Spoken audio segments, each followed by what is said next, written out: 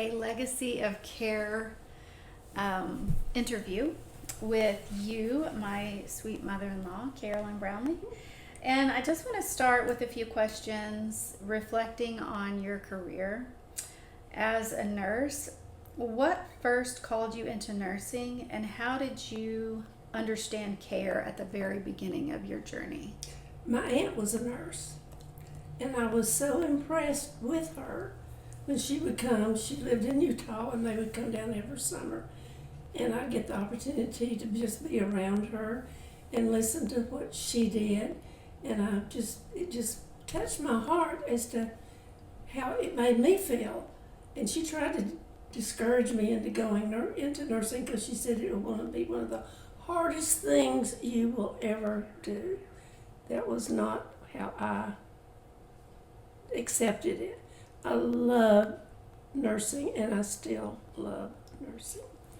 I've always taken care. I wanted to be a caregiver, and that is what I've always done. I just took care of everyone. So I graduated from Texas Eastern School of Nursing in 1960.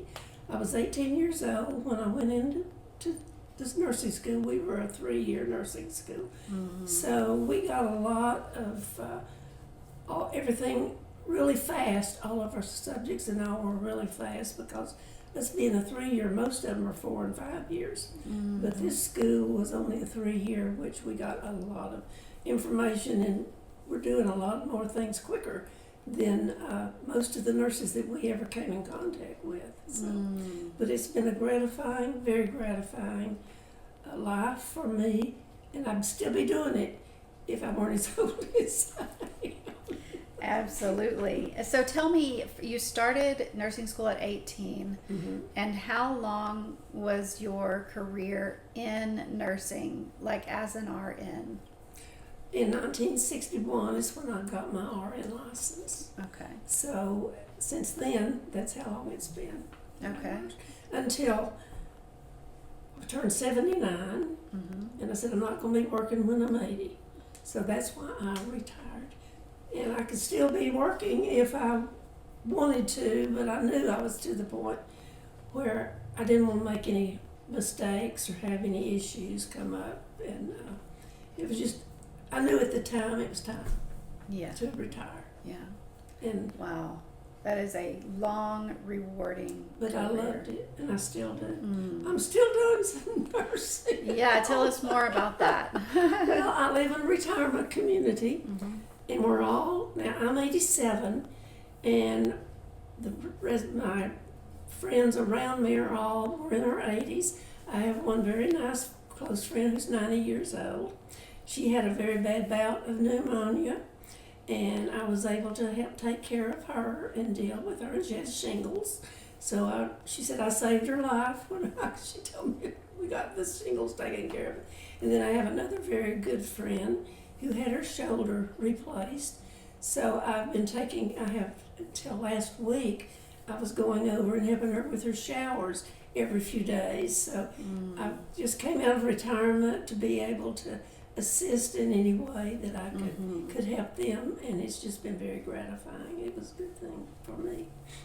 That is, well, it's amazing. And also, like, as I sit here, as your daughter-in-law, I was like, why is this happening? Like, why is my 87-year-old mother-in-law actually having to step into that role of nurse again? Not that you aren't fully capable, but there are obviously concerns, of like, well, what if she falls, and then you try to, catch her. And so was there just a breakdown in the system with why that person didn't get?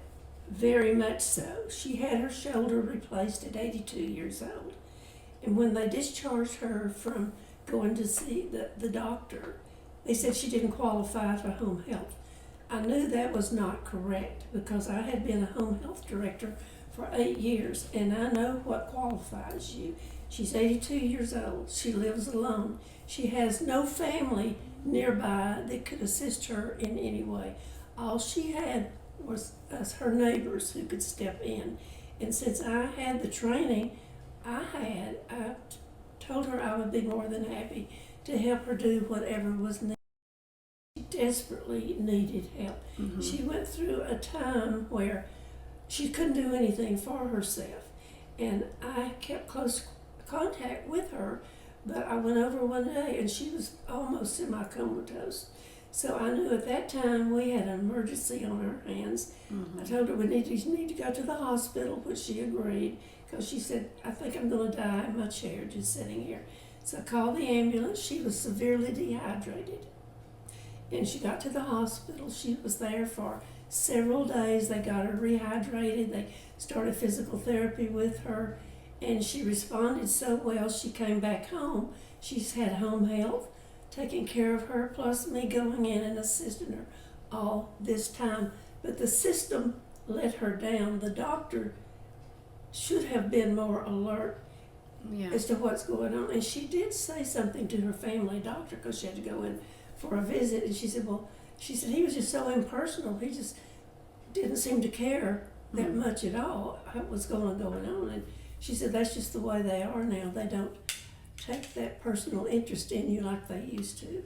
And that's something I cannot, it's just very hard for me to accept in being a nurse for that many years. Yeah, I do see that in my work as a yoga therapist and working with caregivers to support them, that there is a breakdown in the system. And I don't know if it's because we are just shifting into a new paradigm where the nurses, the way that they used to nurse is quite different now. Totally. Yeah, and so what do you see as really, in your 57 years, you saw a lot of changes probably within the nursing and the medical establishment. But what have you seen as a patient now on the other side of things and how that has changed? Oh, very definitely. Yeah. I was in the hospital at one of the hospitals in Fort Worth. I won't name any because I don't want any issues, but being there, the nurses don't do any kind of hands-on as we did. We were taught, we gave bed baths, we did everything that was needed to be done for patient care. And that's why you go into nursing, to be there as a provider to help people in their time of need. And you'd get very little response from them other than they come in with a tablet in their hand working on the computers. It's very impersonal. It's not personal anymore with the touch and all that a person requires that. I remember you telling me that you guys were even taught to do back rubs and things that could human touch was very important. And tell me a little bit more about that. Our nursing art teacher was a fantastic nurse. And that's where we learned the care you do. Give a back rub to a patient who would be in distress. They could go to sleep after that and they wouldn't even need pain medication because of the relaxation you gave them. We would come in, we had to straighten their beds every day, put fresh linens on every day. And that's just something, that personal care that you give them. My linen was not changed the whole time I was in the hospital, not one time. I had one nurse come, the next time I was there, she said, would you like to get a shower? And I said, oh my gosh, I have no one offered to even help me with a shower. And here you are at their mercy, needing support and help, but it's like you're just somebody just there that you're just there to try to manage on your own what you do. That's the difference I see. It just makes you sad to think of what nursing has come to, our medicine, and doctors are not hands-on like they used to be either. I worked with a doctor who told me, he said, if you will just go in, sit on the bed, pat their hand, sit there, talk to them for 5 minutes. They think you've been there for 30 minutes. He said, touch is all the most important thing. Yeah. And I know this because just when I worked in the assisted living, all my residents wanted a hug from me. Yes. And I gave them a hug. Oh. Everybody, nearly every day. I worked with 29 caregivers when I was at the assisted living. And we had meetings twice a day. I had 5 in each meeting. After each meeting, we hugged. If there anything ever, because I got 10 hugs a day the whole time of that 19 years I was there. And if something happened, I got called out, they would look me up and say, Mama, they call me Mama. Mm-hmm. You didn't get our hug. And they'd all have to come and get their hugs. So that's how important touch is for anybody. And from what I had been told at one time, this is something they started teaching in medical schools, to touch, to be more personal with someone, because everybody needs that personal touch, Yeah. no matter who you are, Yes. how old you are. That is so true.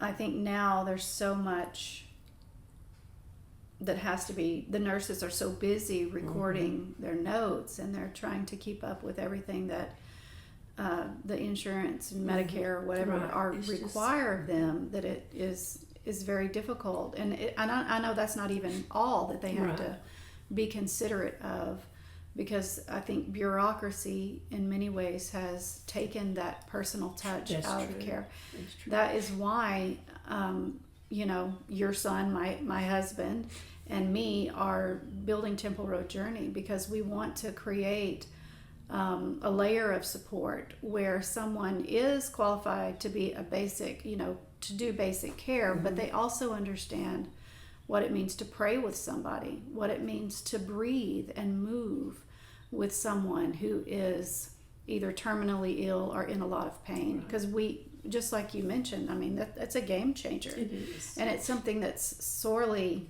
needed in our model of care. I don't know if the breakdown is across the board or if it's just think it's hit been- and miss, but it I think does it's been a seem gradual change. change, yeah. And it's all the technology and all, but everybody needs to know that there's somebody. That's right. And they need right. to know that somebody cares. That's what it's all about, the care that you have. And a person you can feel that. When somebody walks in the room, if they have that standoffish look at you, you'll think, oh, this isn't going well. And I think that is exactly Yes, right. I think is. that is the piece that is missing. And if we as a society, as a nurse, or me as a yoga therapist, if I'm not slowing down and doing my own work of self-care, and if all my job is to check something off of a list or write a report, I'm going to miss the human that's sitting across You don't from have me. that. You don't have that closeness. That's You right. need that contact. You need that personal contact to people to give them that reassurance that everything's going to be all right.